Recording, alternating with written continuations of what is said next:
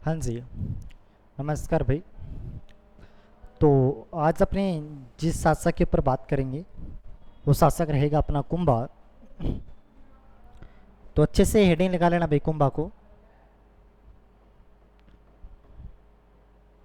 राणा कुंभा। बहुत अच्छे से पढ़ते हुए चलेंगे, सारी बातें देख लेंगे। और शासन काल था राणा कुंभा का 1433 से लेकर 1468 ईस्वी के अंदर। आपसे कभी शासन काल पूछे तो बता देना भी 1433 से 1468 तक जो उस व्यक्ति था वो कौन था, कुंभा।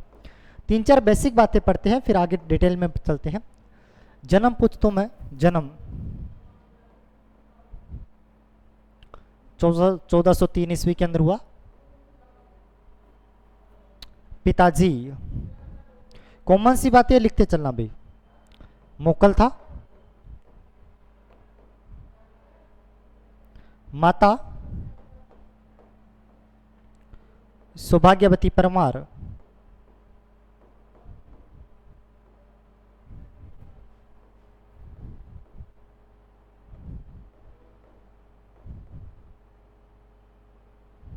ठीक है। और पुत्री का नाम रमाबाई था।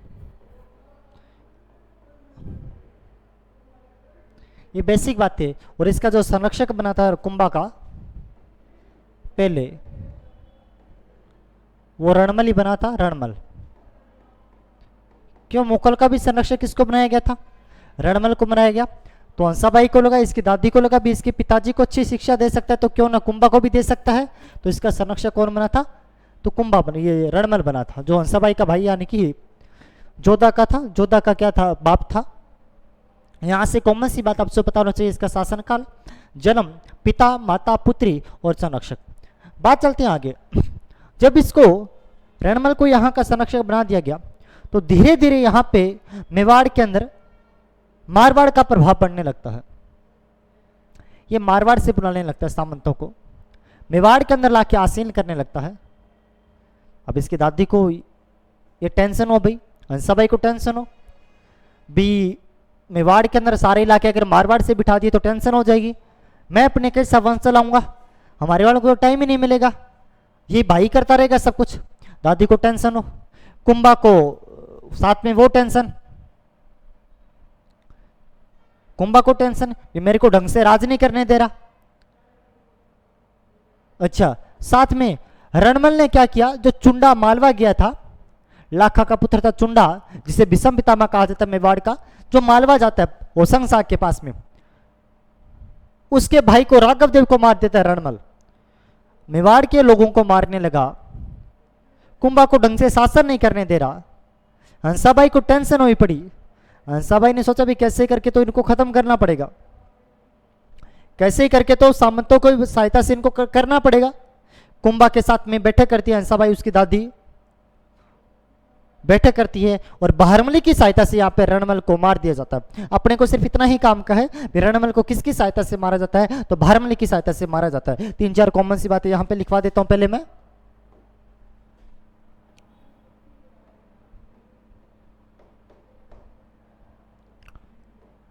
मेवाड़ में जब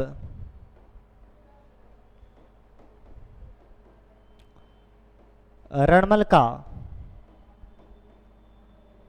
प्रभाव बढ़ने लगा,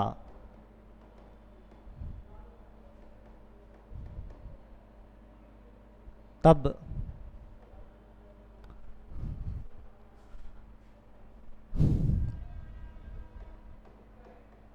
हंसाबाई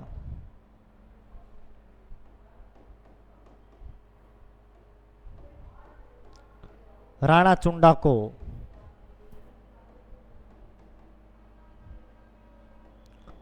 मालवा से वापस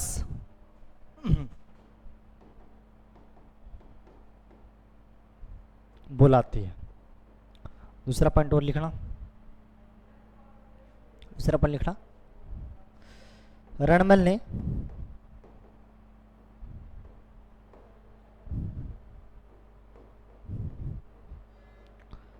चुंडा के भाई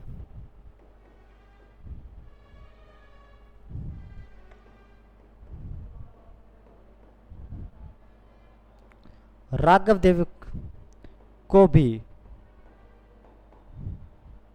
मार दिया।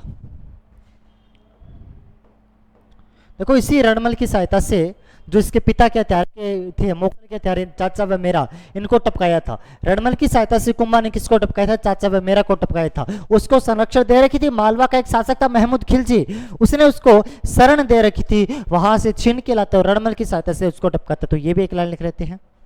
कुंभा ने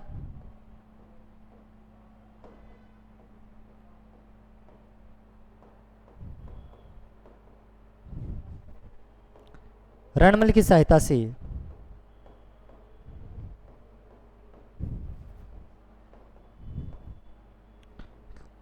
चाचा व मेरा तथा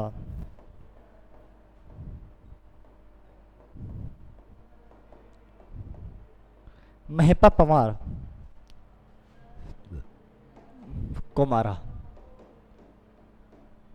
अब कुंभा सोचने लगा मैं ही हूं सब कुछ, तो रणमल सोचने लगा, तो लिखना रणमल को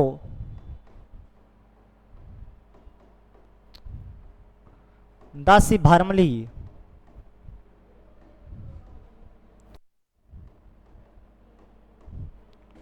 की सहायता से मार दिया गया। अधिक शराब में पिला के उसको मारा गया था, मार दिया गया। ठीक है,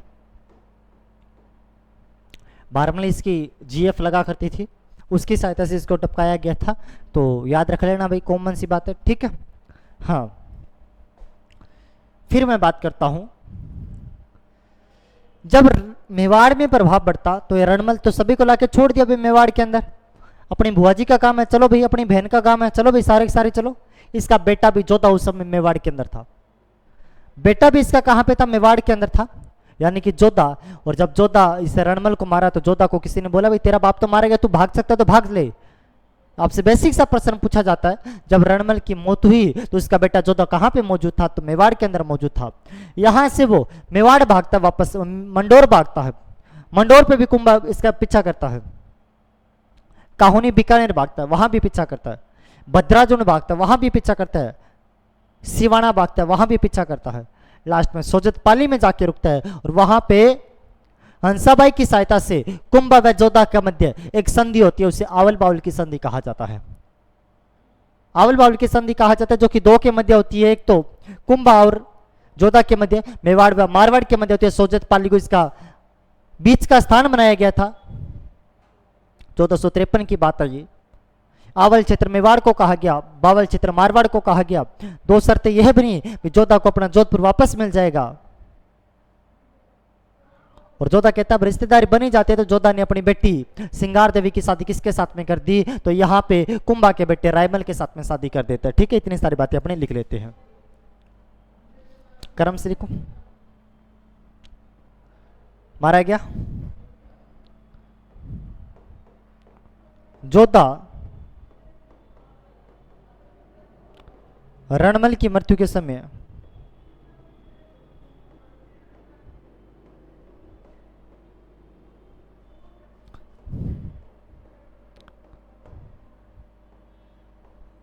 मेवाड़ में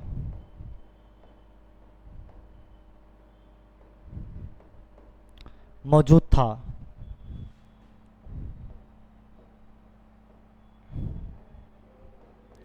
तथा यहां से मंडोर,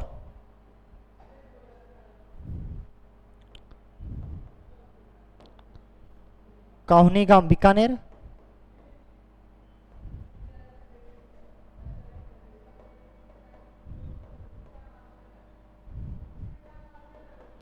भद्राजुन झालौर,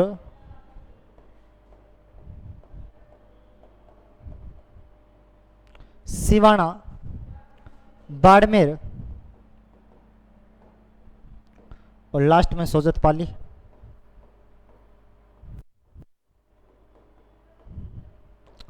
और सोजत पाली में एक संधि होती है, उसे कौन सी संधि कहा गया? तो आवल बावली की संधि कहा गया। आवल बावली की संधि।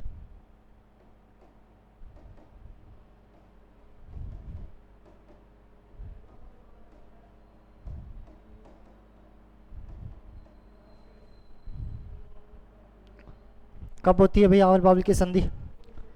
1453 के अंदर होती है।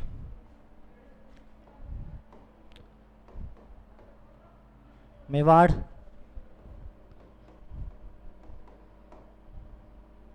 मारवाड़ के अंदर यहां पे गोहिल वंश था,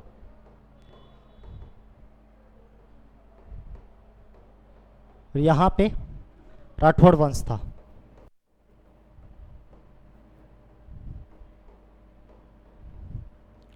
शासक यहां पे कुंभा, यहां पे कौन था? जोधा। करवाई किसने थी? हंसाबाई ने।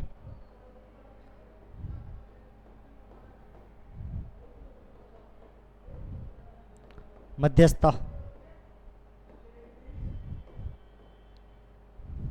ठीक है, ये संधि होती है आवल बावल की संधि। आवल क्षेत्र कौन सा कहलाया? मेवाड़ का। और बावल कौन सा कहलाया? मारवाड़ का। और इसका अंतिम बिंदु, जो मध्य का बिंदु था, वो कौन सा रखा गया? सोजतपाली।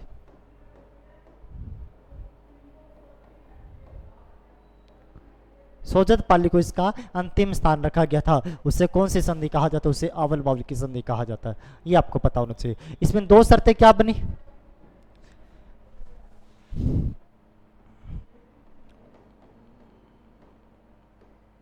जोधा को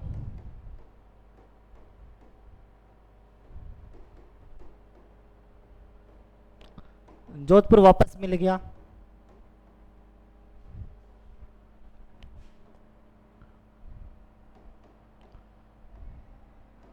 जोधा ने पुत्री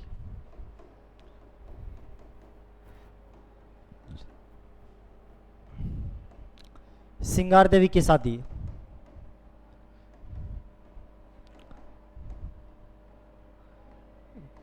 कुंभा के बेटे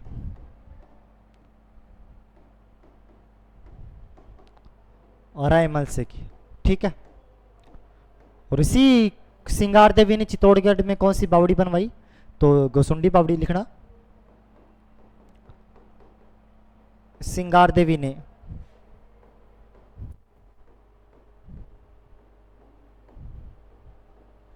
जोधपुर में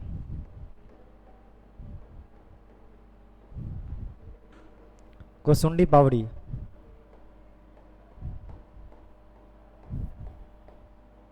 का निर्माण करवाया।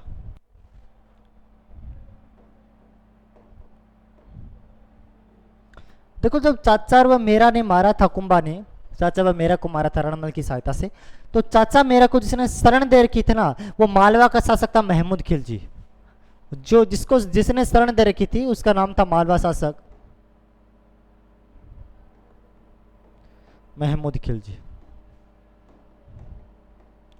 अब कुंभा को पता चला मालवा का शासक कौन है?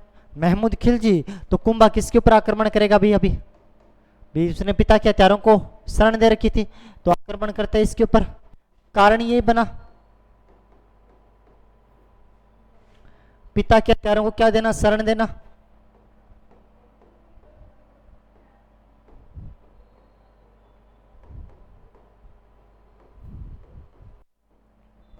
को शरण देना। और यहां पे युद्ध होता है जो कुंभा व महमूद खिलजी के मध्य है, उसे कौन सा युद्ध कहा गया? उसे सारंगपुर का युद्ध कहा गया। सारंगपुर का युद्ध। और जो युद्ध होता है ये सारंगपुर का युद्ध, ये होता है 1437 के अंदर। क्यों हुआ? क्योंकि महमूद खिलजी मालवा वाले ने किसके पिता के हत्यारे, मोगल के हत्यारे चाचा मेरे को शरण दे रखी थी, इसलिए 1437 में होता है। और यहाँ पे विजय किसकी होती है? कुंभा की विजय होती है। और कुंभा की विजय होती है जब यहाँ पे चित्तौड़गढ़ में एक स्तंभ बनाया जाता है, उसे विजय स्तंभ कहा गया।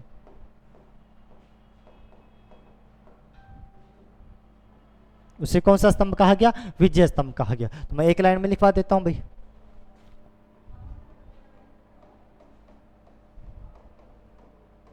सारंगपुर युद्ध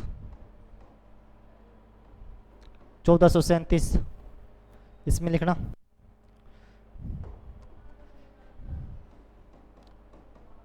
राणा कुंभा व महमूद खिलजी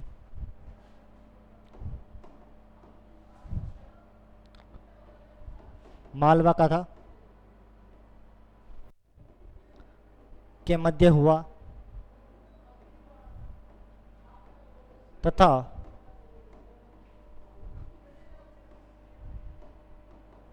कुंभा की विजय के उपलक्ष्य में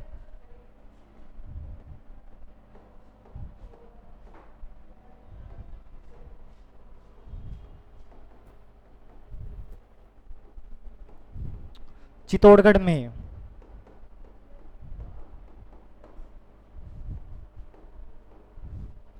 विजय स्तंभ का निर्माण हुआ।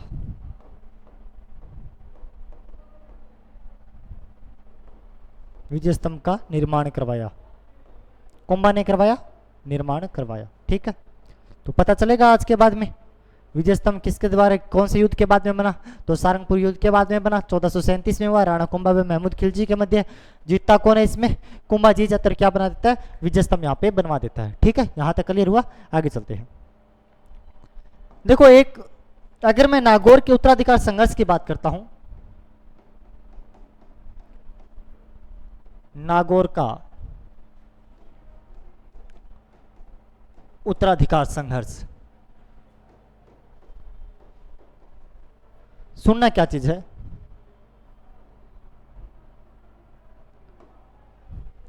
देखो, नागौर में एक शासक हुआ, शासक का नाम था फिरोज खां। नागौर का शासक हुआ, शासक का नाम था फिरोज।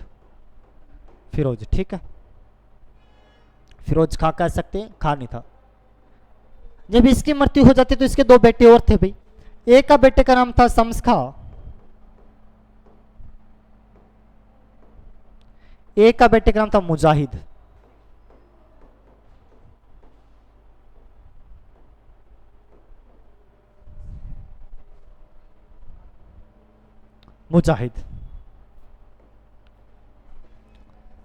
लेकिन जैसे फिरोज का बनता ये शासक तो बन जाता है कौन, मुजाहिद। लेकिन बनना चाहता था कौन, शम्स खां। बनना शम्स खां चाहता था। शम्स खां किसके पास जाता है, शम्स खां जाता है भाई कुंभा के पास में। किसके पास जाता है, यहां पे मेवाड़ में जो शासक बैठा था, मेवाड़ में कुंभा।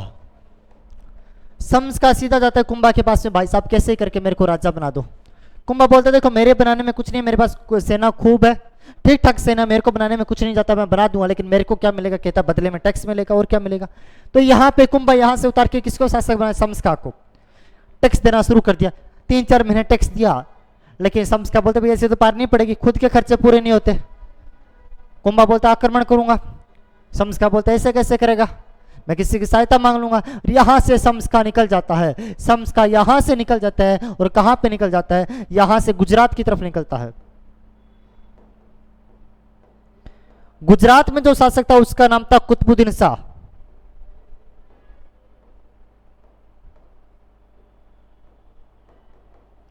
कुतुबुद्दीन शाह को सारी बात जाके बताता है, बोलता भी हम तो ऐसे करके आए भैया, मैं तो इसको टैक्स नहीं दे सकता, आप मेरी रक्षा करो। हम कुंभा को हराते हैं और वहां से सारा मेवाड़ अपने जीत लेते हैं, अपने पास ही सब कुछ। ये बात कहीं उड़ती उड़ती सिरोही के सहसमल को पता चलती है। सिरोही का सहसमल भी बोलता है मैं भी आपके साथ हूं। सिरोही का कौन बोलता है, सिरोही का सहसमल बोलता है। सिरोही का सहसमल बोलता है भाई साहब मैं भी आपके साथ हूं, आप किसको हराना है। और सभी के सभी मिलकर मेवाड़ व कुंभा के मध्य युद्ध होता है यहाँ पे, और यहाँ पे कुंभा इन सभी को हरा देता है, सभी को हराता है। ये सभी के सभी हारे हुए हैं। नागौर का शम्स खां, गुजरात का कुतुबुद्दीन शाह, सिरोही का सहसमल। यहाँ पे एक व्यक्ति जो जा रहा था, घूम रहा होगा कहीं ना कहीं, घूम रहा था, यानी कि कौन घूम रहा था, मालवा का वही घूम रहा था जिसको सारंगपुर के युद्ध में हराया था महमूद खिलजी। महमूद खिलजी उनसे पूछता भाई साहब किधर से आ रहे हो, बोलते भाई कुछ नहीं, हार के आ रहे हैं भाई किससे, कुंभा से। महमूद खिलजी बोलते सेम टू यू, बिल्कुल मैं भी इनसे हारा हुआ हूं, कोई दिक्कत नहीं है। तो बोलते हैं अब क्या करें, हम चारों मिल जाते हैं, हारे हुए हार हुए, और एक दुश्मन का दुश्मन क्या होता है, हमेशा दोस्त होता है। दुश्मन का दुश्मन हमेशा दोस्त होता है। तो बोला कि अब क्या करें, बोलते हैं चारों आपस में संधि कर लेते हैं, और हम चारों मिलके किसको हराएंगे, चारों मिलके कुंभा को हराएंगे। यानी कि इन सभी के मध्य जो संधि होती है उसे चंपानेर की संधि कहा जाता है। उसे कौन सी, चंपानेर की संधि कहा जाता है, जो कि कब होती है, जो कि होती है 1456 के अंदर। चंपानेर की संधि कब होती है, 1456 के अंदर चंपानेर की संधि होती है। अब मैं इसको क्रमबद्ध तरीके से लिखवा देता हूं, तो आपको कोई दिक्कत नहीं आना चाहिए। जल्दी से एक बार बताऊं तो अच्छा रहेगा आपके लिए। नागौर का उत्तराधिकार संघर्ष, नागौर का फिरोज का, बनना चाहता शम्स का, बना मुजाहिद। शम्स का कुंभा के पास किया, इसने बनवा दिया। गुजरात का कुतुबुद्दीन शाह के पास किया, सिरोही का सैसमान साथ मिला, हराया लेकिन हार गए। चंपानेर संधि होती है, मालवा का महमूद खिलजी साथ मिलता है 1456 में। और किसको हराना था, मेवाड़ के कुंभा को हराना था। हेडिंग लगा लेते हैं चंपानेर की संधि, है ना। चंपानेर संधि लिख ले इसके अंदर अच्छे से, ठीक है लिख दो। होती कब है, 1456 के अंदर, लिख दो। गुजरात के कुतुबुद्दीन शाह,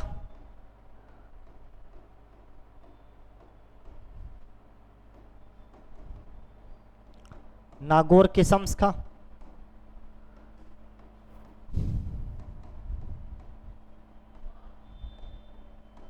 मालवा के महमूद खिलजी,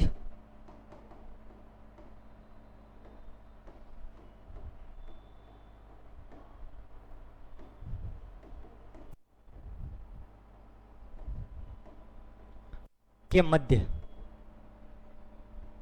उद्देश्य,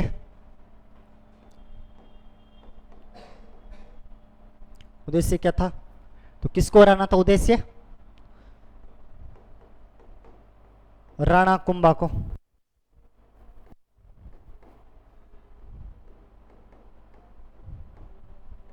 हराना था, उद्देश्य क्या था भाई, राणा कुंभा को हराना था। किसके द्वारा, चंपानेर संधि के द्वारा। राणा कुंभा बोलता है वेलकम है भी, आप सभी के सभी आइयो। और अगले साल ये तो तैयार हो लिए सारे के सारे तैयार हो जाते। कौन से युद्ध में, बदनौर के युद्ध में। अगले साल सारे के सारे तैयार हो जाते हैं बदनौर के युद्ध में, 1457 के अंदर होता है। बदनौर का युद्ध क्या होता है, बदनौर के युद्ध के अंदर यहाँ पे कुंभा के ऊपर वो आक्रमण करते हैं, और यहाँ पे कुंभा संयुक्त सेना को रहता है गुजरात व मालवा की। तो लिख लेते हैं राणा कुंभा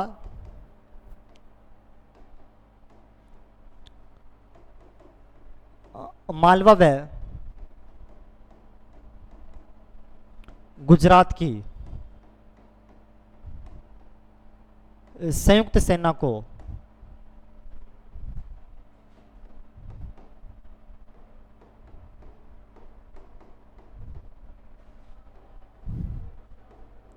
बदनौर युद्ध में पराजित करता है। ठीक है, ये कुंभा का आपका साहित्यक जो भी युद्धों का संबंधित था, ये सारा कंप्लीट होता है। वापस एक बार मैं दिखा देता हूं। राणा कुंभा की बेसिक जानकारी पढ़ ली हमने, और इसका अवल बावल की संधि पढ़ ली, क्या कुछ था।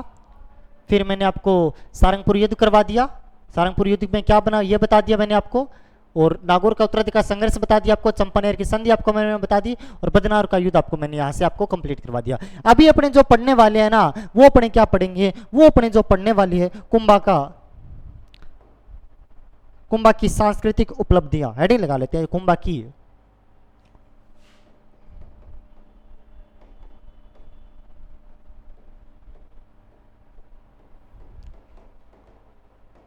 सांस्कृतिक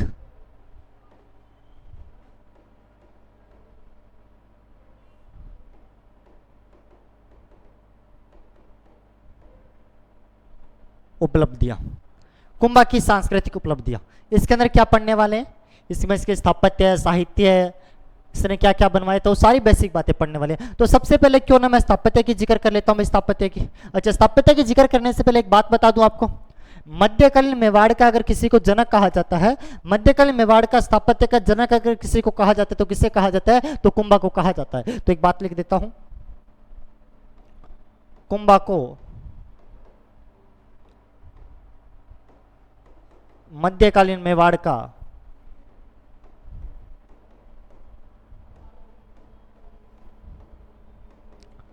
स्थापत्य का जनक कहा जाता है।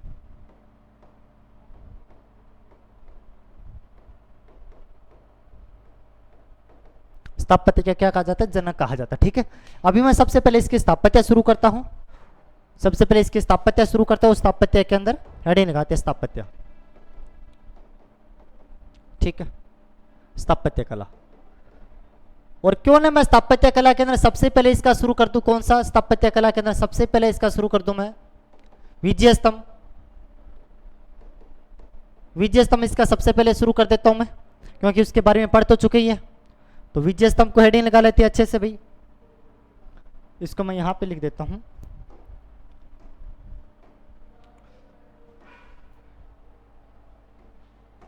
हाँ, विजय स्तंभ।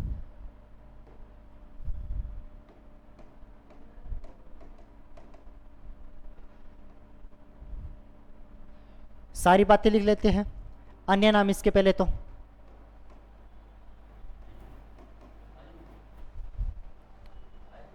हाँ,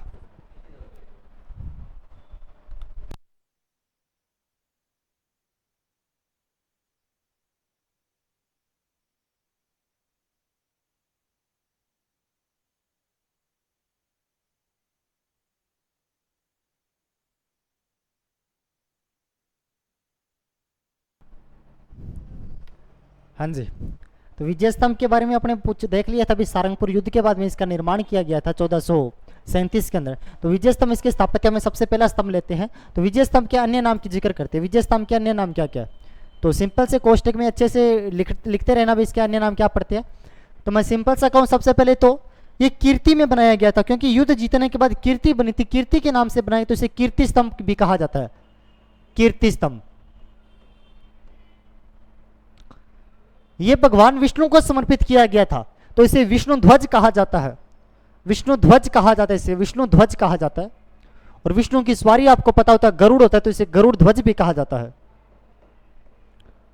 इसे गरुड़ ध्वज भी कहा जाता है। बहुत सी मूर्तियां बने होने का इसे मूर्तियों का अजायब घर कहा जाता है, मूर्तियों का अजायब घर, अजायब घर, अजायब घर कहा जाता है। अच्छा, और इतनी सारी मूर्ति है भारत में, हर प्रकार की मूर्ति इसे यहाँ पे विजय स्तंभ में देखने को मिलती है। इसे भारतीय मूर्तिकला का एक साइक्लोपीडिया, यानी कि जिसमें बहुत सारी मूर्तियां, हर देवता की मूर्ति मिल जाती है, जिसे विश्व कोश कहा जाता है, इसलिए इसे भारतीय मूर्तिकला का विश्व कोश कहा जाता है।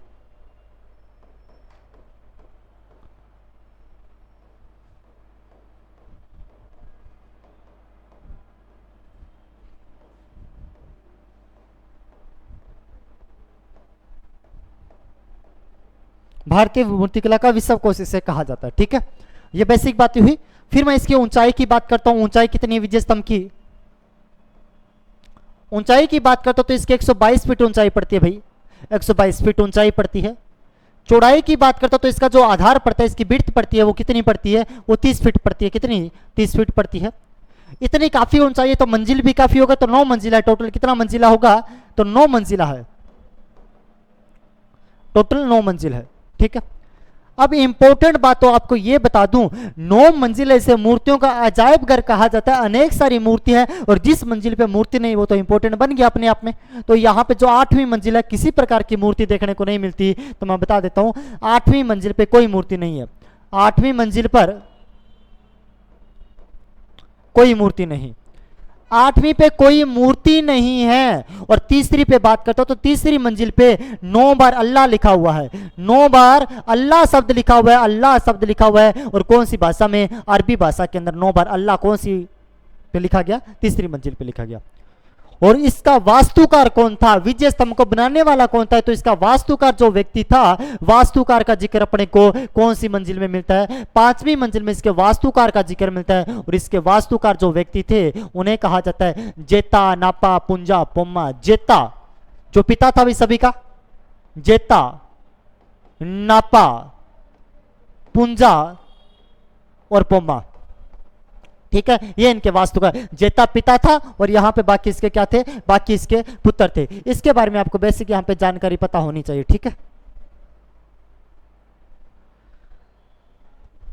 आगे चलता हूं मैं। विजय स्तंभ हो गया, नहीं अभी बातें खत्म नहीं, आगे सुनना भी।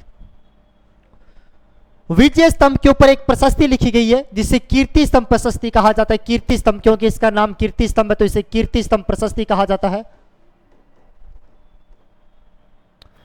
इसको जो लिखा था ना वो अत्रि व महेश ने लिखा था। किसने लिखा भाई? अत्रि व महेश, इसके दरबारी थे अत्रि व महेश। अत्रि पिताजी था, महेश उसका बेटा था। लेकिन बात इंपॉर्टेंट है सर, इस कीर्ति स्तंभ में क्या लिखा गया है, जो विजय स्तंभ के ऊपर इसमें क्या लिखा गया है? मैं कहूंगा बहुत सिंपल सी बात है, कुंभा के विजय अभियान अपने को यहां पे देखने को मिलता है, विजय अभियान। मैं कहूंगा कुंभा की साहित्य रचनाएं सारी यहां पे देखने को मिलती है। और अगर मैं कहूंगा कुंभा की उपाधियां कौन कौन सी है, वो सारी अपने को यहां पे देखने को मिलती है। कहां पे? कीर्ति स्तंभ प्रशस्ति के ऊपर। कौन से स्तंभ के ऊपर? विजय स्तंभ के ऊपर। अच्छा, फिर मैं कहूंगा भी एक बार जो विजय स्तंभ था इसके ऊपर बिजली पड़ गई थी। मेवाड़ का महाराणा था उस समय, महाराणा स्वरूप सिंह, उसके समय में। तो महाराणा स्वरूप सिंह ने विजय स्तंभ का पुनर्निर्माण भी करवाया था, जीर्णोद्वार भी करवाया था। तो लिख लेते हैं, मेवाड़ के महाराणा स्वरूप सिंह ने विजय स्तंभ का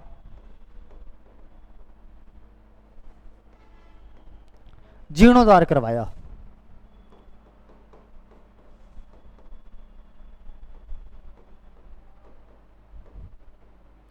जीर्णोद्वार करवाया था। अच्छा, फिर और बातें करता हूं मैं। तो एक इतिहासकार तो बहुत अच्छे जाने माने इतिहासकार कर्नल जेम्स टोड, तो मैं जेम्स टोड लिख सकता हूं। जेम्स टोड ने कहा कि मैंने जो दिल्ली में देखा है ना वो इसके समान ही दिखता है। यानी कि जेम्स टोड ने विजय स्तंभ की तुलना किसके साथ में की थी? दिल्ली के कुतुब मीनार के साथ में तुलना करने वाला कौन था? तो जेम्स टोड था। तो लिख लेते हैं, दिल्ली के कुतुब मीनार से तुलना की, दिल्ली के कुतुब मीनार से तुलना की। लेकिन एक इतिहासकार और हुआ जिसका नाम था फर्ग्यूसन। इतिहासकार हुआ फर्ग्यूसन। क्या नाम था? फर्ग्यूसन ये बात बोलता है ना भाई, हम तो दिल्ली के कुतुब मीनार के समान नहीं मानते, हम तो मानते हैं रोम के अंदर एक टावर पड़ता है, इसे टार्जन टावर कहा जाता है। तो फर्ग्यूसन ने इसकी तुलना रोम के टार्जन टावर से की। रोम के टार्जन टावर से तुलना करने वाला फर्ग्यूसन था। ठीक है, ये बातें आपको यहां से पता होनी चाहिए। फिर एक बात, ये भारत की पहली इमारत है, या फिर मैं राजस्थान की पहली इमारत, राजस्थान की प्रथम विजय स्तंभ प्रथम इमारत जिस पर डाक टिकट जारी किया गया, जिस पर डाक टिकट। अब ये मत याद रखना सर कितने रुपए का था डाक टिकट, 1 रुपए का था, जो कि 15 अगस्त 1949 को कोई काम का नहीं है, डाक टिकट जारी किया गया। बस इतना रखना, पहली इमारत ये थी, जारी किया गया जो भी है। अच्छा, प्रतीक किसका पड़ता है? ये प्रतीक एग्जाम में कभी कभार पूछ लेता है। तो राजस्थान पुलिस का प्रतीक है विजय स्तंभ, राजस्थान पुलिस का प्रतीक है, राजस्थान पुलिस का प्रतीक देखने को मिलता है, पुलिस का। और बात करता हूं तो मैं किसका? आरबीएससी राजस्थान माध्यमिक शिक्षा बोर्ड का प्रतीक मिलता है। और बात करता हूं तो एक अभिनव भारत हुआ, अभिनव भारत एक संगठन है, वीर सावरकर एक क्रांतिकारी हुए संगठन, वीर सावरकर एक क्रांतिकारी होते, वीर सावरकर पुणे के अंदर वीर सावरकर ने एक संगठन चलाया था अभिनव भारत, उसी का भी प्रतीक कौन सा पड़ता है? तो विजय स्तंभ इसका प्रतीक पड़ता है। ठीक है, ये बातें आपको यहां से पता होनी चाहिए। यहां तक क्लियर हुआ? आगे मैं बात करता हूं, विजय स्तंभ जैसे कंप्लीट हो जाता है तो एक इसके और कीर्ति स्तंभ बनवाया गया था। एक और कीर्ति स्तंभ के बारे में जिक्र बातें याद करना। कीर्ति स्तंभ वो विष्णु को समर्पित था, तब उसका नाम विजय स्तंभ वैसे रख दिया गया, विजय के उपलक्ष्य में था। ये जैन को समर्पित था, तब इसका नाम पड़ा जैन कीर्ति स्तंभ। उस जैन कीर्ति स्तंभ का निर्माण 7वीं शताब्दी में हुआ था, 7वीं शताब्दी के अंदर, 7वीं शताब्दी में इसका निर्माण हुआ था, 7वीं शताब्दी में निर्माण होता है। ठीक है, और इसका जो निर्माण करवाने वाला था वो जैन व्यापारी था, जैन था, जिसका नाम था जीजाशाह बघेरवाल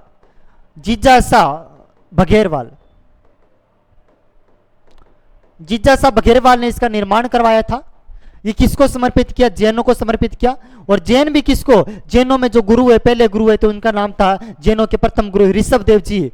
ऋषभ देव जी, इस ऋषभ देव जी को, यानी कि इसको मैं कहूँ आदिनाथ जी, तो आदिनाथ जी को समर्पित है। आदिनाथ जी को समर्पित है। जब आदिनाथ जी को समर्पित किया गया तो इसका नाम भी क्या रख दिया गया? आदिनाथ विजय स्तंभ रख दिया गया। तो इसका नाम भी क्या रख दिया गया? आदिनाथ कीर्ति स्तंभ रख दिया गया।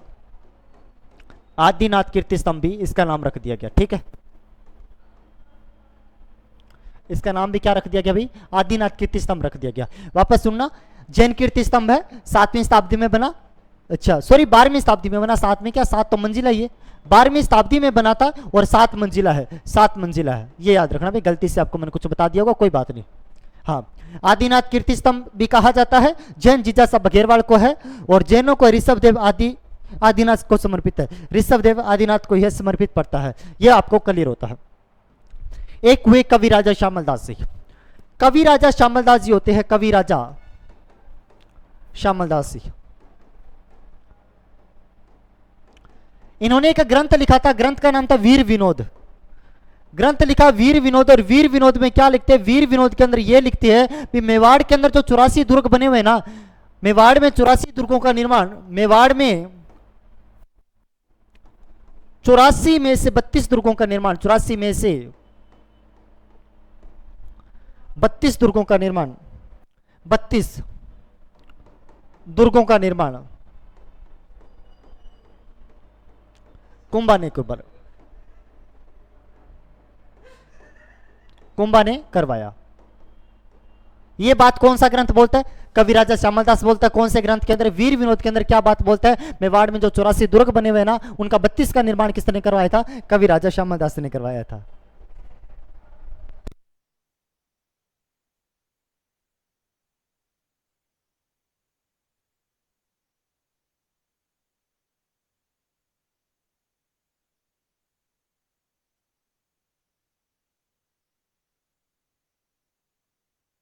अच्छा हो गया, मैंने विजय स्तंभ पूरा करवाया। अब मैं इसके दुर्गों के ऊपर बात करता हूं। ये कौन सा ग्रंथ बोलता है? वीर विनोद बोलता है भी कितने दुर्गों का निर्माण? 84 में से 32 का करवाया। तो देखो बेसिक अपने दुर्ग नहीं पढ़ रहे, वैसे दुर्ग कल्चर का टॉपिक होता है। मैं बेसिक जब कुंभा करवा रहा हूं आपको, तो कुंभा के हिसाब से दुर्ग आपको मैं बता दूं। तो कुंभलगढ़ दुर्ग, सबसे पहले कुंभलगढ़ दुर्ग, जो कुंभा के हिसाब से क्या बात है वो बातें पढ़ेंगे कुंभलगढ़ दुर्ग। बाकी कुंभलगढ़ दुर्ग को अलग से पढ़ेंगे जब कल्चर पढ़ेंगे। यहाँ पे दुर्ग नहीं पढ़ा जा रहा, यहाँ पे कुंभा पढ़ा जा रहा है, तो कुंभा के हिसाब से पढ़ा रहा हूं। तो पहली बात तो पता होनी चाहिए आपको, क्या भी कुंभलगढ़ दुर्ग है कहां पे? बोल देना राजसमंद में है। दूसरी बात क्या पता होनी चाहिए, इसका वास्तुकार कौन था? वास्तुकार तो मंडन था भाई। वास्तुकार कौन था? मंडन। ठीक है। तीसरी बात आपको क्या पता होना चाहिए, तो मेवाड़ की संकटकालीन राजधानी कहा जाता है इसे। मेवाड़ की संकटकालीन राजधानी कहा जाता है। अच्छा, चौथी बात आपको क्या पता होना चाहिए, मेवाड़ मारवाड़ सीमा का प्रहरी है ये। मेवाड़ मारवाड़ क्योंकि बीच में पड़ा करता था, तो बोलता कुंभा सोचता मेवाड़ में जाएंगे तो भी चले जाएंगे, मारवाड़ में जाएंगे तो भी चले जाएंगे, कोई टेंशन नहीं। तो बीच में इसको बना दिया गया था मेवाड़ मारवाड़ सीमा का प्रहरी, सीमा का प्रहरी बोल दिया गया। अच्छा, इसी दुर्ग के अंदर एक छोटा अपना निजी आवास बना दिया था, कटारगढ़ दुर्ग। तो इसका निजी आवास था, इसी दुर्ग में एक दुर्ग बना, कटारगढ़ दुर्ग। कुंभा का निजी आवास, कुंभा का निजी आवास। और इसी कुंभा का जो निजी आवास था यानी कि कटारगढ़ दुर्ग था, यह सबसे ऊंची पे बना हुआ था, इसलिए मेवाड़ की आंख कहा गया इसे। मेवाड़ की आंख कहा गया, मेवाड़ की आंख कहा जाता है। ठीक है, कौन से दुर्ग को कहा जाता है? कटारगढ़ दुर्ग को मेवाड़ की आंख कहा जाता है। ये बात पता होनी चाहिए। लेकिन कुंभलगढ़ दुर्ग के ऊपर जब लिखवा रहा है भाई, बंदे से लिखवा रहा है, तो बोलता है मेरी प्रशंसा में 2 बातें लिख देना। और कुंभलगढ़ दुर्ग पे एक प्रशस्ति लिख दी गई, उसे कुंभलगढ़ प्रशस्ति कहा गया। उसे कुंभलगढ़ विजय स्तंभ पे जो लिखी गई उसे विजय स्तंभ प्रशस्ति कहा गया, कीर्ति स्तंभ प्रशस्ति कहा गया। यहां पे जो लिखी गई उसे कुंभलगढ़ प्रशस्ति कहा गया। आपसे बेसिक बातें पूछेगा, इसको किसने लिखा भाई? अपने कह देगा महेश जी ने लिखा था, क्योंकि पहले अत्रि जी पहले जा चुके थे, तो बाद में महेश जी लिखेगा। इसके अंदर कुंभा ने बोला मेरे बारे में ये बातें लिख दे। बोला क्या बातें लिख दूं? तो ये लिख दे भी कुंभा है ना, कुंभा को धर्म व धर्म व पवित्रता का अवतार बताया गया, पवित्रता का अवतार कहा गया। और साथ में ये बातें और लिख दे, क्या लिख दूं भाई? महेश बोलता है क्या लिख दूं भाई? सर ये और लिख दो, क्या लिख दो? ये लिख दो भी मैं किसके समान दानवीर हूं। एक तो कर्ण हुआ, राजा कर्ण के समान या फिर राजा भोज के समान दानवीर बताया गया किसको? कुंभलगढ़ प्रशस्ति में कुंभा को। तो लिख दो कुंभा कर्ण व भोज के समान दानवीर है। ये कौन सी प्रशस्ति में कहा गया? तो कुंभलगढ़ प्रशस्ति में कहा गया। ये इसके दुर्ग होते हैं, कुंभलगढ़ दुर्ग। अच्छा, फिर यहाँ पे एक 2-3 दुर्ग और बनवाए इसने। अचलगढ़ दुर्ग बनवाया एक, इसका पुनः निर्माण करवाया था। अचलगढ़ दुर्ग, दुर्ग सिरोही के अंदर, इसका जीर्णोद्वार करवाया, जीर्णोद्वार। इसमें कुंभा की और उद्दा की मूर्तियां लगी हुई है, इसलिए सावणवाद मूर्तियां भी कहते हैं। कोई खास नहीं, जीर्णोद्वार करवाया। ठीक है। तीसरा दुर्ग, वैसे 32 दुर्ग बनाए, सारे कोई काम की नहीं है, मेन मेन लिखा रहा हूं भाई, कहीं ऐसे मत बोलना सर थोड़े कैसे लिखाए। बसंतगढ़ दुर्ग सिरोही में बनवाया,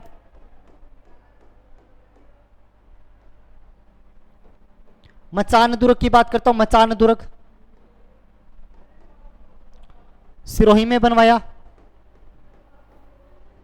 और ये मचान दुर्ग बनाया गया था ना, यहां पे जाति थी एक मेर जाति। कुंभा को हमेशा बोलती हम आपको टैक्स दे रहे हैं ना, तो हमें क्यों जाति परेशान करिए। कुंभा बोलता आज के बाद में नहीं करेगी। यहां पे मेर जाति को नियंत्रण करने के लिए कुंभा ने सिरोही में एक दुर्ग बना दिया था, मचान दुर्ग। तो कौन सी जाति को? टू बी कंट्रोल इन मेर, मेर जाति को कंट्रोल करने के लिए, को नियंत्रण, नियंत्रण करने के लिए। ठीक है। और एक और दुर्ग बना दिया था भी कुंभा ने। एक कौन सा दुर्ग बना दिया था? एक दुर्ग बनाया था इसे भोमट दुर्ग, भोमट दुर्ग उदयपुर के अंदर। और उदयपुर में जाति कौन सी थी भाई? उदयपुर में सर जाति थी भील। तो to be control of Bhil को कंट्रोल करने के लिए कौन सा?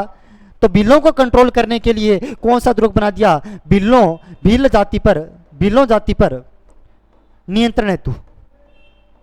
हो जाएगा ये भाई, इसका दुर्ग से संबंधित इतना याद रख लेना बहुत आपके लिए।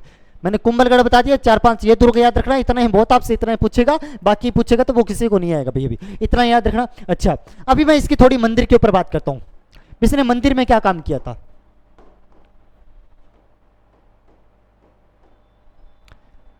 कुंभा विष्णु का भक्त था। कुंभा था वो किसका भक्त था भाई? विष्णु का भक्त था। विष्णु का भक्त था तो एक मंदिर बनवाएगा, कुंभा स्वामी जी का मंदिर।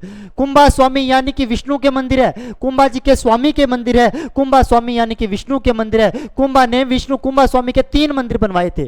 कितने मंदिर बनवाए थे? 3। आपसे पूछेगा कहां कहां पे बनवाया, तो बता देना। एक तो अचलगढ़ के अंदर कुंभा स्वामी का मंदिर बनवाया इसने, अचलगढ़ दुर्ग के अंदर बनवाया। एक पूछेगा कहां पे बनाया, बोल देना सर चित्तौड़गढ़ में बनवाया था, चित्तौड़गढ़ में। और एक पूछेगा कहां पे बनाया, तो एक सर कुंभलगढ़ में बनवाया था। कहां पे बनवाया? कुंभलगढ़ में। 3 कुंभा स्वामी के मंदिर बनवाए थे। कुंभा स्वामी के 3 मंदिर बनाए थे, तीनों के तीनों विष्णु को समर्पित है, तो कुंभा स्वामी जी के मंदिर कहलाए। ठीक है। फिर बात करता हूं, एक और इसने मंदिर बनवाया था भाई, एक और इसने मंदिर बनवाया। इसने तो क्या बनवाया, इसके काल में बना था। इसके काल में जो मंदिर बनता, उस दूसरे मंदिर की बात करता हूं, तो शांतिनाथ जैन मंदिर, शांतिनाथ जैन मंदिर इसके काल में बनता है। इसका कोषा, कुंभा का कोषाध्यक्ष था। कुंभा के कोषाध्यक्ष यानी कि कोषाध्यक्ष का नाम था वेलका भंडारी।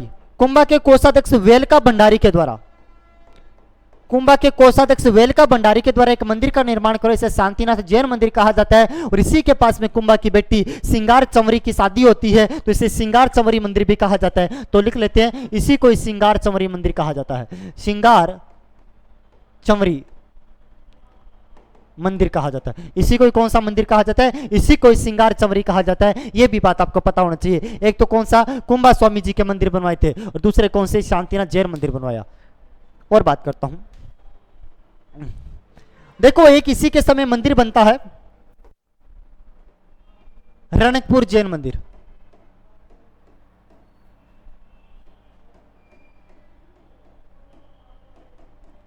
पाली में पढ़ते हैं, पाली में जैन व्यापारी था एक, धारणकसा। धारणकसा कुंभा से बोलता भी मेरे को कुछ एक जमीन दान में दे दो, तो वहां पे 99 बीघा जमीन दान की गई थी। कितने बीघा? 99 बीघा जमीन दान दी जाती है, जमीन दान की जाती है कुंभा के द्वारा। इसका निर्माण किसने करवाया? निर्माण जैन व्यापारी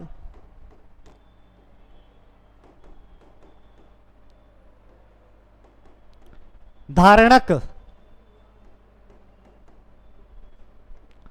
शाह के द्वारा इसका निर्माण करवाया जाता है। 1439 में इसका निर्माण होता है। कब होता है? तो लिख देते हैं 1439 में इसका निर्माण होता है, 1439 ईस्वी के अंदर। ये पता रहेगा आपको, ठीक है। किसने? जैन व्यापारी धारणक शाह ने करवाया था। और 99 बीघा जमीन दान दी जाती है पाली के अंदर। और इसमें जो सबसे मुख्य मंदिर है ना, सबसे मुख्य मंदिर जो पड़ता है, उस सबसे मुख्य मंदिर को कहा जाता है चौमुखा मंदिर। कौन सा मंदिर भाई? उसे सबसे जो प्रमुख मंदिर पड़ता है उसे चौमुखा मंदिर कहा जाता है, चौमुखा मंदिर कहा जाता है। यानी कि ऋषभ देव जी हुए पहले वाले, ऋषभ देव की 4 मुख की जो मूर्तियां बनी हुई है यहाँ पे, इसलिए इसे चौमुखा मंदिर कहा दिया गया। ठीक है। यहाँ पे इस मंदिर में टोटल 1144 खंबे हैं, इसलिए खंबों का अजायब घर इसे कहा जाता है। कुल खंबे के कारण मैं बात करता हूं तो यहाँ पे एक पॉइंट लिखता हूं,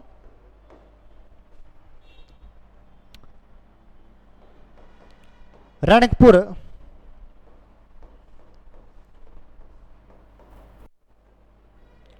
जैन मंदिर में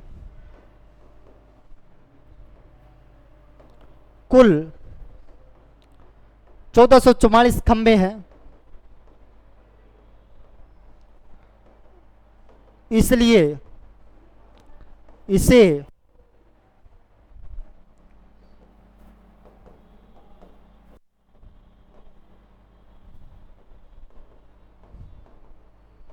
खंबों का अजायब घर कहा जाता है। इसलिए इसे खंबों का क्या कहा जाता है? खंबों का अजायब घर के नाम से रणकपुर के जैन मंदिर को जाना जाता है। ठीक है, यहां तक अपना कंप्लीट होता है। फिर मैं बात करता हूं कुंभा के बारे में। तो कुंभा के बारे में और बातें करता हूं तो कुंभा के साहित्य लिखवा देता हूं भाई। हेडिंग लगा लो कुंभा के साहित्य। साहित्य में पहले पॉइंट लिखते हैं, कुंभा अच्छा संगीतक था, अच्छा संगीतक था तथा वीणा वादक था, वीणा वादक था। वीणा बजाया करता था भाई, वीणा वादक था। पूछा जा सकता है क्या बजाया करता? वीणा का शौकीन था। ठीक है, इसके साहित्य लिख लेते हैं भाई। तो लिखना भाई साहित्य, सुधा प्रबंध, सुधा प्रबंध, कामराज रतिसार,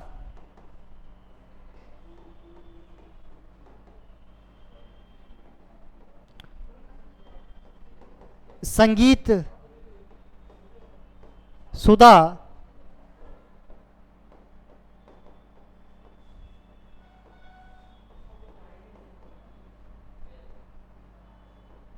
संगीत मीमांसा, संगीत क्रम दीपिका,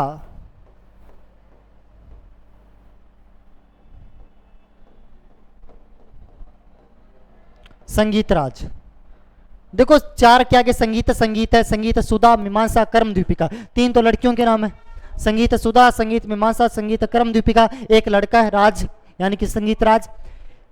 एक में बाद में सुधा, एक में पहले सुधा, सुधा प्रबंध। याद तो एक ही रखना है, कामराज रतिसा। जो याद रखना है ना वो ही संगीत पर नहीं है, आध्यात्मिक के ऊपर है वो। बाकी सभी संगीत पुस्तकें पढ़ती है, बाकी सभी संगीत की पुस्तकें भी, ये भी संगीत पे ऊपर आधारित है संगीत पे है, ये भी संगीत पे है।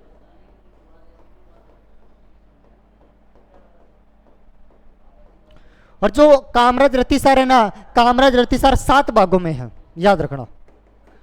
और इसका तो बहुत बार एग्जाम में प्रश्न पूछ लिया गया, वो जो संगीत राज है वो कितने भागों में है, संगीत राज कितने भागों में है, तो बहुत बार एग्जाम में प्रश्न पूछ लिया गया। तो कह देना संगीत राज तो 5 भागों में है। और कौन कौन से भी लिख लेना, पाठ्य रत्न कोश,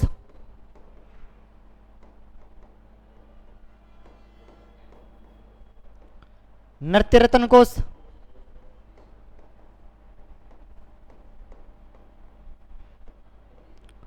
गीत रत्न कोश,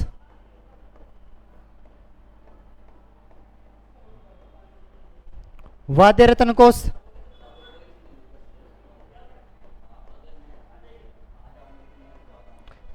रस रत्न कोश। ठीक है, ये आपको पता होना चाहिए। तो इतने सारे इसके ग्रंथ होते हैं, इसके 5 भाग पड़ते हैं संगीत राज के। ये 5 भाग आपको पता होना चाहिए, पाठ्य, नृत्य, रत्न, वाद्य। लोक वाद्य अंतर, लोक नृत्य, लोक गीत, और एक बच्चा कौन सा, रस राज। ये आपको रस रत्न कोश या फिर पाठ्य रत्न कोश, इसके बारे में आपको बेसिक जानकारी होना चाहिए। ठीक है, ये इसका साहित्य होता है। इसने साहित्य नहीं लिखा, बल्कि ये पूछता है क्या मेरे से पहले भी कोई दरबारी हुए। लोगों ने कहा बहुत सारे हुए, तो उसने क्या क्या किया, इसने कहा बहुत काम किया। क्या क्या काम किया, तो इसने कह दिया बहुत सारे काम किए। कौन कौन से काम किए, तो इसने पूछे तो बता दिए भी कौन कौन से काम किए। इससे पहले भी कुछ विद्वान हुए, तो वो बोलते भी पूरी तो मैं लिख नहीं सकता, तो इनके ऊपर मैं टीकाएं लिख देता हूँ, छोटी छोटी टीकाएं लिख देता हूँ। तो इसकी प्रमुख टीकाएं कौन कौन सी है, इसने किस किस के ऊपर टीकाएं लिखी थी। एक तो हुआ जयदेव। जयदेव का एक ग्रंथ है गीत गोविंद। गीत गोविंद की टीका, जिसे रसिक प्रिय कहा गया।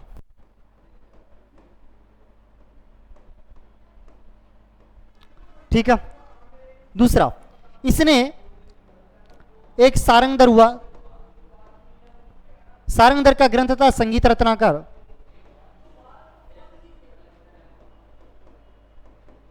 इसके ऊपर टीका लिखा, संगीत रत्नाकर की टीका लिखा। एक हुआ बाणभट्ट,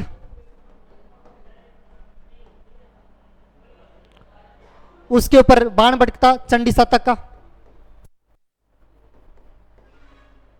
इसके ऊपर टीका लिखा। तो इतनी सारी इसने टीकाएं लिखी थी, लेकिन जो गीत गोविंद के ऊपर टीका लिखी गई उसी को रसिक प्रिय कहा जाता है। ठीक है, ये बातें आपको पता होना चाहिए। यहां तक हो जाता है। फिर ये पूरा का पूरा ड्रामेबाज था। नाटक की बात कर लेता हूं, तो कुल 4 नाटक लिखे थे भाई साहब ने। कितने नाटक लिखे, 4 नाटक। 4 नाटक के नाम लिखवा देता हूं। एक नाटक तो इसने कौन सा लिखा था, अतुल्य चातुरी। दूसरा नाटक इसने लिखा था मुरारी संगीति।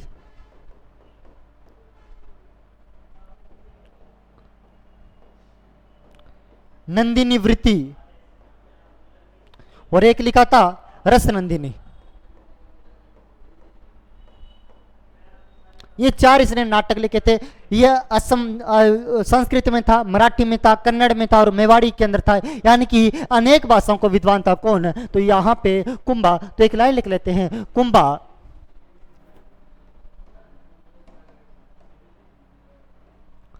मेवाड़ी संस्कृत मराठी कन्नड़ अनेक भाषाओं का विद्वान था।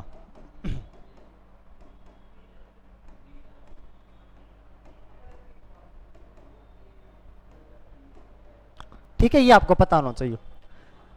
ये इसकी स्थापत्य पूरी होती है, तो मैं इसके दरबारी विद्वान की बात कर लेता हूं। इसके दरबारी विद्वान कौन से थे, तो हेडिंग लगाते हैं दरबारी विद्वान।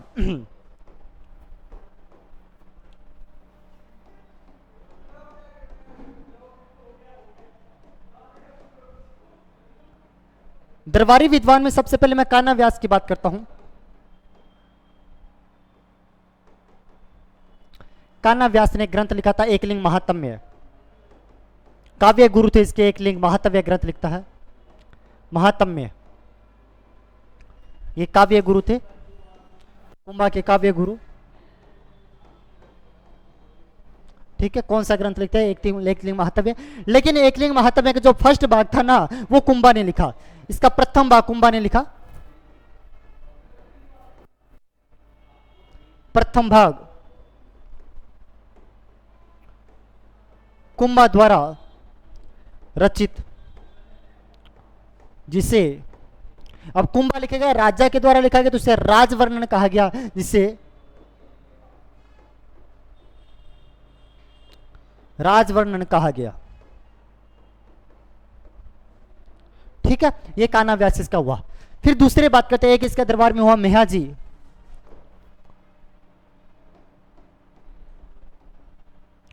मेहाजी ने एक ग्रंथ लिखा तीर्थमाला, ये तीर्थों पर आधारित था। ठीक है, फिर इसके एक दरबार में होते हैं मंडन, वास्तुकार था, ये तो इसको तो अच्छे से पता आपको, मंडन वास्तुकार था। तो इसने कौन कौन से ग्रंथ लिखे भाई? वास्तुसार, उसके बाद में बात करता तो राजवल्लभ, देवमूर्ति प्रकरण,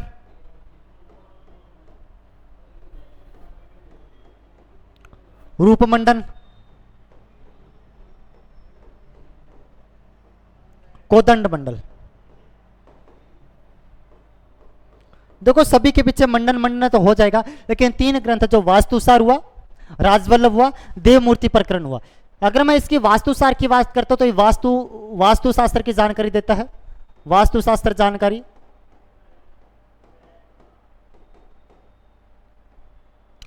राजवल्लभ राजभवनों की जानकारी देता है, देवमूर्ति देवताओं की मूर्तियां कैसे बनेगी, रूपमंडल अन्य मूर्तियां कैसे बनेगी, और कोदंड मंडल है जो कि धनुर्विद्या की जानकारी देता है, धनुष बाण की, धनुष निर्माण की जानकारी देता है। ये धनुष निर्माण की जानकारी देता है। मंडन के 4 ग्रंथ मिलते हैं। अच्छा, मंडन का एक भाई हुआ था नाथा, मंडन का भाई,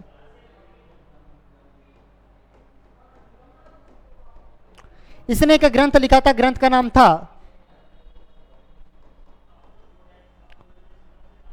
वास्तु मंजरी, वास्तुशास्त्र पर आधारित था। अच्छा, मंडन का एक बेटा हुआ, बेटे का नाम था गोविंद, ये सारे वास्तुशास्त्री थे, गोविंद। अच्छा, वही मंडन का बेटा था, ये भी इसके दरबारी विद्वान था, मंडन का बेटा। इसने क्या क्या लिखा भाई? इसने भी बहुत कुछ लिखा। इसने लिखा द्वार द्वीपिका,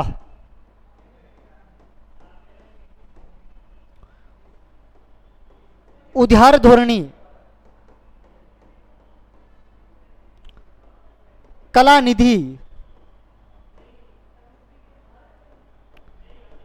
सार समुच्चय,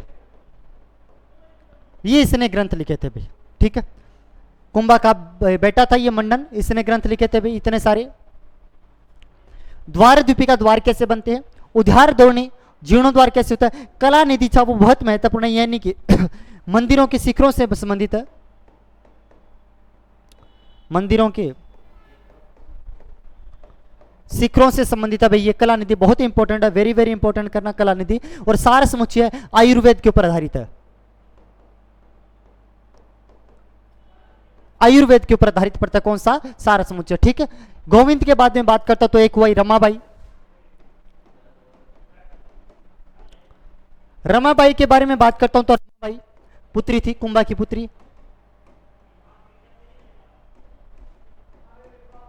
उपाधि की बता देता हूं तो उपाधि इसकी वागीश्वरी,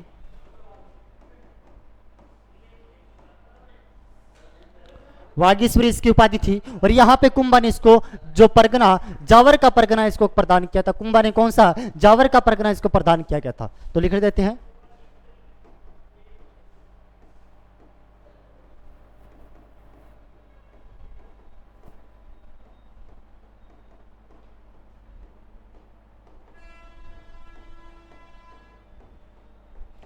कुंभा के द्वारा जावर परगना किसको दिया गया था, रमाबाई को। यह भी अच्छी संगीतक थी भाई, ये भी पता होना चाहिए, अच्छी संगीतक थी। और इसी संगीतक के कारण इसका नाम क्या पड़ा, वागीश्वरी, क्योंकि वागीश्वरी किसका, सरस्वती का पर्यायवाची होता है, तो एक पर्यायवाची याद हो गया, वागीश्वरी का सरस्वती। ठीक है, रमाबाई के बारे में, इसके बारे में एक और हुआ इसके दरबार में हीरानंद जी, और एक हुए तिला भट्ट जी, तिला भट्ट जी। ठीक है, ये तो नॉर्मल विद्वान थे, लेकिन मैं जैन विद्वान की बात करता हूं तो कुंभा के जैन विद्वान कौन कौन से थे, जैन विद्वान तो 3-4 जैन विद्वान है, उनका भी नाम रखना भाई याद, कौन कौन से। एक तो हुआ जय सोमसूरी, जिसके पीछे सूरी लग जाता है वो जैन ही थे, जय सोमसूरी। एक था सोम सुंदर सूरी,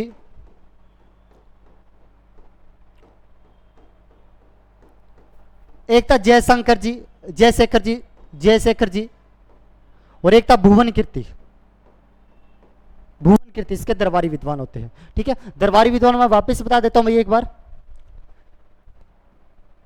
दरबारी विद्वान का ना हुआ, एकलिंग महातव्य लिखा, काव्य गुरु था प्रथम इसका बाकुंबा के द्वारा, जिसे राजवर्णन कहा गया। फिर इसका मेहाजी हुआ, तीर्थमाला लिखा था, तीर्थों के ऊपर आधारित है। मंडन ने वास्तुसार लिखा, राजवल्लभ लिखा, देवमूर्ति प्रकरण लिखा, मूर्तियों से संबंधित है। रूप मंडल लिखा, कोदंड मंडल धनुष से संबंधित है। नाथा का मंडन का भाई था, वास्तु मंजरी लिखा, वास्तुसार से संबंधित है। गोविंद मंडन का बेटा हुआ, द्वारदीपिका, उधार दौड़नी, कला निधि जो कि मंदिरों के शिखरों से संबंधित है, और सारे समुचे आयुर्वेद से संबंधित है। फिर यहाँ पे रमाबाई संगीतक थी, कुंभा की पुत्री थी भाई, उपाधि इसकी वागीश्वरी है, और कुंभा ने इसको जावर का परगना प्रदान किया था। हीरानंद जी हुआ, तिला भट्ट जी हुए। फिर अगर मैं जैन की बात करता तो जय सोम सूरी हुआ, सोमसुंदर सूरी हुआ, जयशेखर जी हुआ, भुवन कीर्ति, और लास्ट में जो कुंभा की बच जाती है। अच्छा एक बात लिखवा देता हूं, जब जैनों के इतने सारे काम कर सकता है तो कुंभा ने जैनों पर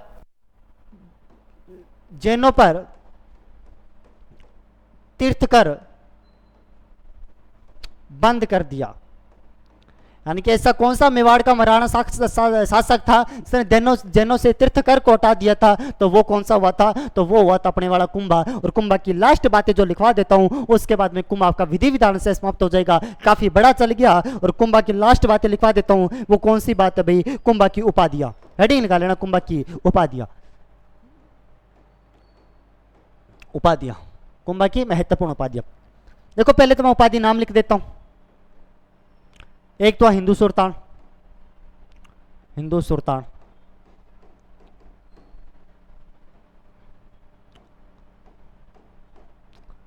अभिनव भट्टाचार्य, राणा रासो,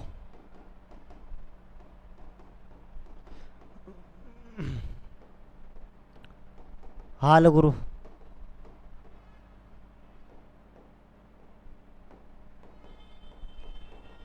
चाप गुरु,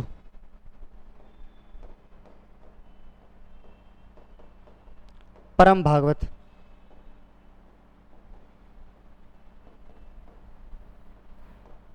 आदि। अच्छा एक और लिख देता हूं यहां पे लिख देता हूं,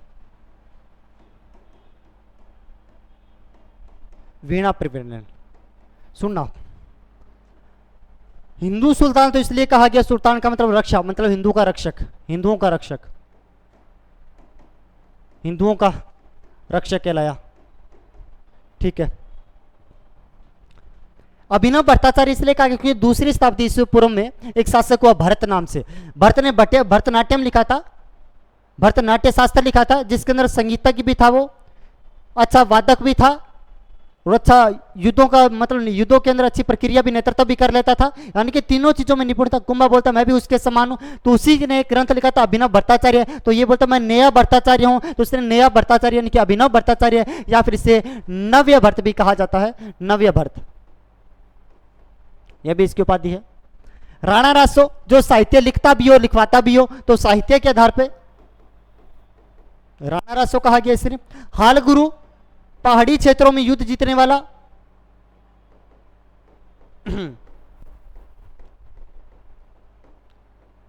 युद्ध जीतने वाला। चाप गुरु अच्छा धनुर्धारी हो, धनुर्धारी मतलब चाप धनुर के समान अच्छा धनुर्धारी हो, तो इसे चाप गुरु कहा गया। परम भागवत, भागवत यानी कि विष्णु का परम भक्त हो। आदिव्रा यानी कि विष्णु का सबसे पहले आने वाला, तो विष्णु भगत के कारण इसको विष्णु भगत के कारण, इसलिए कौन कौन सी उपाधि धारण की थी, तो परम भागवत और आदिव्रा। और वीणा प्रवीणन यानी कि वीणा बजाने में निपुणता, क्या बजाने में, वीणा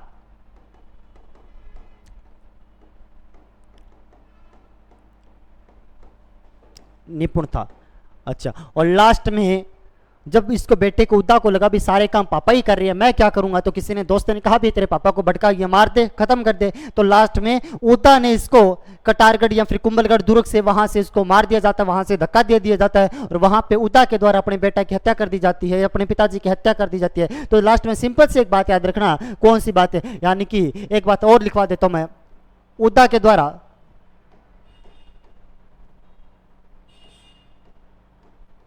उदा के द्वारा इसका बेटा था द्वारा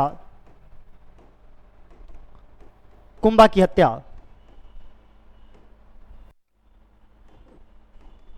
कुंभलगढ़, दुर्ग में की जाती है। ठीक है, ये आपका यहाँ से कुंभा कंप्लीट हो जाता है विधि विधान के साथ में। ठीक है, बाकी अपने मिलते हैं नेक्स्ट क्लास के अंदर। थैंक यू वेरी मच, धन्यवाद।